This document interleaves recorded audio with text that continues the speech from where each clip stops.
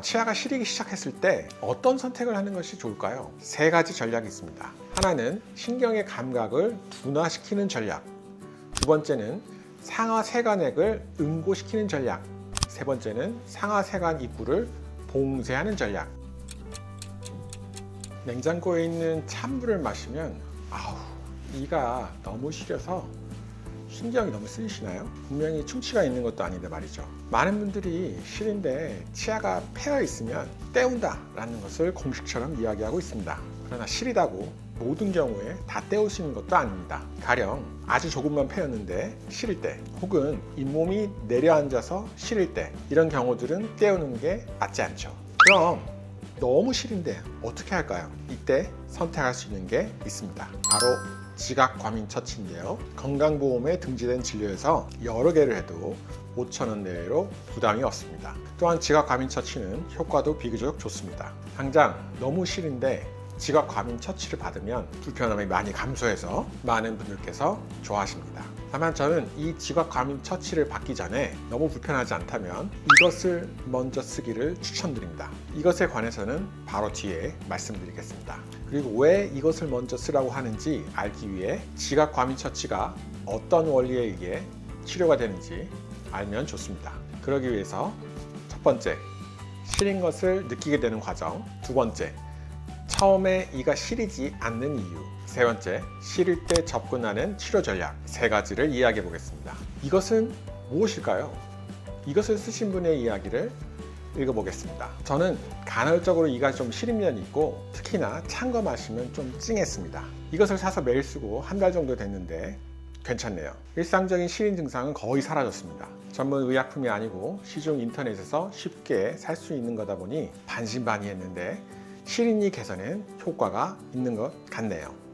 이상입니다. 마치 제품 홍보하는 것 같습니다. 이것은 바로 시린이 치약입니다. 시린이 치약만 쓰시고 불편하지 않으시면 지각과민처치제를 받지 않는 게 좋습니다. 그러나 시린이 치약을 사용해도 불편하면 지각과민처치를 고려해야 합니다. 먼저 이가 시린 과정을 말씀드리겠습니다. 자, 지금 사진에 보이는 치아 하나를 잘라보겠습니다. 이것을 카메라로 찍어 확대해 보겠습니다. 치아의 가장 깊은 곳에 있는 것이 신경입니다. 정확히는 치수라고 하여 신경과 결합 조직이 위치하고 있죠. 그리고 신경을 둘러싸는 조직인 상아질은 약간 노란빛을 띠고 있어서 노란색으로 칠해봤습니다. 가장 바깥쪽은 범랑질이라고 하여 단단한 껍질로 둘러싸여 있습니다. 약간 흰색의 투명한 재질이죠. 사진상에서는 마모가 된 치아에서 얇게 해놨지만 일반적으로 두껍습니다. 자, 상아질을 자세히 살펴보면 많은 선들이 신경에서 바깥으로 뻗어나가고 있는 것이 보입니다. 선처럼 보이지만 사실은 미세한 관입니다. 자, 붉은색 부분을 확대해 보겠습니다. 노란색인 상아질에 걸쳐 있는 것은 상하세관이라는 원통용의 통로입니다. 그리고 왜 통로안을 파란색으로 채웠냐 하면 여기에 상하세관액이라는 조직액으로 차 있기 때문입니다. 조금 더 눈을 크게 뜨고 보겠습니다. 붉은색의 신경이 있는 쪽에 주황색의 뭔가가 있습니다.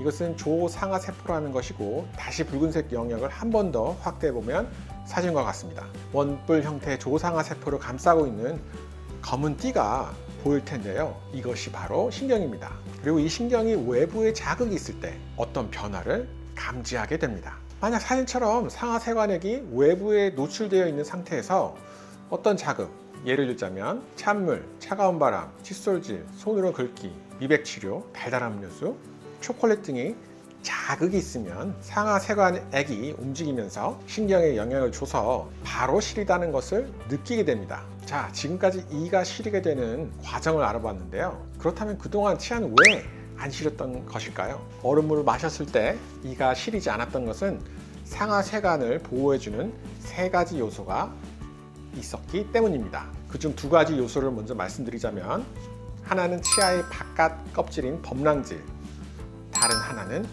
잇몸입니다. 자, 영상 속 사람들이 추운 겨울에 시리지 않는 이유는 위에 걸친 옷과 바지가 춥지 않게 해주기 때문입니다. 위에 걸친 옷이 범랑질이라면 잇몸은 바지라고 할 수 있습니다. 그래서 위에 걸친 옷 부분이 점차 얇아지거나 아니면 바지가 내려가서 속살 부분이 드러나면 추운 날씨라면 보통 춥겠죠. 그렇다면 치아는 범랑질과 잇몸이 사라져 상아질이 드러나게 되면 바로 추울까요? 이가 깨져서 많은 양의 상아질이 드러나면 실입니다. 보통 마모에 의해 범랑질이 사라지거나 치주 질환에 의해 잇몸이 사라져 상아질이 구강에 노출되면 상아세관은 침 안에 있는 석회화 물질의 도움을 받아 봉쇄가 됩니다. 덕분에 안 시릴 수 있죠. 그러나 생각만큼 안정적이지는 않습니다. 피부가 햇빛에 노출되면 민감해지듯이 상아세관을 봉쇄한 석회화 물질은 플라그 등에 의해 쉽게 분해되어 상아세관이 쉽게 노출될 수 있습니다. 자, 그렇다면 치아가 시리기 시작했을 때 어떤 선택을 하는 것이 좋을까요? 세 가지 전략이 있습니다. 하나는 신경의 감각을 둔화시키는 전략, 두 번째는 상아세관액을 응고시키는 전략, 세 번째는 상아세관 입구를 봉쇄하는 전략, 세 가지가 있습니다. 먼저 신경의 감각을 둔화시키는 전략의 대표 주자는 처음 말씀드린 시리니 치약입니다. 시리니 치약은 두 가지 면에서 좋은 역할을 하고 있습니다. 시리니 치약에는 신경의 감각을 둔화시키는 약재가 있습니다. 질산칼륨이 대표적인데요. 이것이 상아세관을 타고 신경의 작용에 변화에 덜 민감하게 만들어줍니다. 또한 시리니 치약은 안에 마모제가 일반 치약에 비해 덜 들어가 있습니다. 그래서 상아질을 덜 마모시켜서 양치질을 할 때 상아세관이 추가로 열리는 것을 막아주죠. 두 번째는 상아세관액을 응고시키는 전략입니다. 즉 상아세관액을 응고시켜 액체가 흔들리지 않게 해서 신경이 시린 것을 막아주는 방법입니다. 치과에는 다양한 제품들이 많이 있는데요. 대표적으로는 글루마, 불소 코팅 등이 있습니다. 건강보험에서는 단순 지각 과민 처치라고 하여 한 번에 6개까지 치료가 가능하고 보통 5,000원 내외로 치료받으실 수 있습니다. 자, 불소 바르는 10초짜리 영상을 간단히 한번 보시죠. 되게 간단합니다. 바르고 끝. 물로 바로 헹구면 좋지 않으니까 치료받은 부위는 양치를 피하시는 게 좋습니다. 자, 세 번째 전략인 상아세관 입구를 봉쇄하는 전략은 다양한 제품들이 있지만 주로 상아질 접착제를 이용해서 밀봉을 해주게 됩니다. 이것도 상아질 접착제 바르는 10초짜리 영상을 한번 보시죠. 두 개의 재료를 이용해서 발라주고 광중합하고 끝. 간단합니다. 건강보험에서는 복잡 지각 과민 처치라고 하여 이것도 6개 정도 바르면 5,000원 내외로 나오게 됩니다. 상아질 접착제를 바르면 시린 것이 제법 줄어들어서 환자분들이 많이 만족해 하십니다. 자, 세 가지 전략을 소개해 드렸는데요. 여기서 팁 하나 말씀드리자면 전략은 순서를 지키는 게 좋습니다. 가령 상아질 접착제를 쓴 뒤 시리니 치약을 적용하면 약재가 상아세관으로 못 들어가겠죠. 마찬가지로 상아질 접착제로 입구를 봉쇄한 뒤 불소를 바르게 되면 상아세관 내부로 침투하지 못해 무의미하겠죠.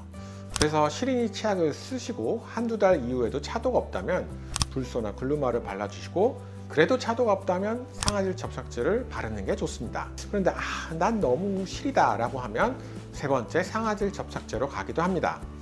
셋 중에서는 임상에서 바로 효과를 볼 수 있기 때문이죠. 참고로 치주염으로 인해 치아 뿌리가 노출되어 시리신 분들은 상아질 접착제를 바르면 플라그가 더 잘 끼이는 문제점도 있습니다. 플라그도 안 생기게 하고 이도 안 시리게 하기 위해서 불소를 발라주면 좋습니다. 자, 그러면 시중에서 시리면 레진이나 아니면 GI라고 하는 재료를 통해서 떼우라고 하는데 어느 전략에 해당되는 것일까요? 바로 세 번째 전략으로 가는 것입니다. 상아세관 상부를 레진 접착제로 밀봉한 뒤 그 위에 레진이라는 것을 얹거나 아니면 GI라는 수복 재료를 통해 밀봉해 주는 것입니다. 다만 이것도 치아가 어느 정도 폐임이 있을 때 의미가 있습니다. 살짝 패였다면 묻혀도 얼마 안 있다가 떨어질 수 있기 때문이죠.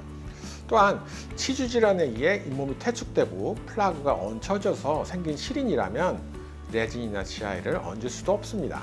폐임이 없기 때문에 치아에 얹혀버리면 그 밑에 플라그만 더 생기는 악영향만 나타납니다. 자, 지금까지 시릴 때 여러 전략을 살펴보았는데요. 지각 과민 처치는 영구적이지 않습니다. 현재 생활 습관이 바뀌지 않는다면 1년 정도 지나면 다시 시릴 가능성이 있습니다. 그래서 다음번 시리니 영상에서 어떤 생활 습관이 이를 시리게 하는지 한번 이야기해 보도록 하겠습니다. 시청해 주셔서 감사합니다.